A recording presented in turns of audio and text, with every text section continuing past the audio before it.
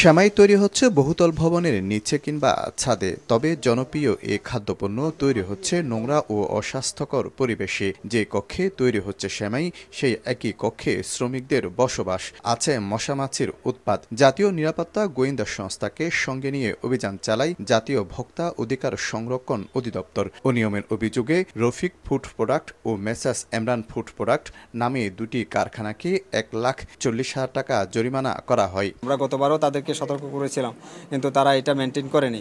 তারা বলেছিল যে মেনটেন করবে, আসলে করেনি। এখানে আয়রনযুক্ত পানি দিচ্ছে, চারদিকে প্রচুর পরিমাণ ধুলাবালি পড়ে আছে। তারা একটা যুক্তি দিচ্ছে যে এটা হচ্ছে হয়তো ময়দা পড়ে আছে, কিন্তু পরবর্তীতে আবার স্বীকার করেছে যে না, ময়দার সাথে প্রচুর পরিমাণ ধুলাবালি রয়েছে। ঈদের সেমাইয়ের সারা দেশে ব্যাপক চাহিদা থাকে, তাই রাত দিন চলে সেমাই তৈরি এখানে। আমরা ত্রুটিগুলো মেনে নিছি, কারণ আমাদের কিছুটা ত্রুটি আছে, নাই বলতে পারবো না। যেহেতু ত্রুটি আছে বলে জরিমানাটা আমরা খাইছি, নাহলে খাইতাম না। প্রতি বছর চট্টগ্রাম নগরীর চাকদা এলাকায় 15 থেকে 20টি কারখানায় সেমাই তৈরি হয়।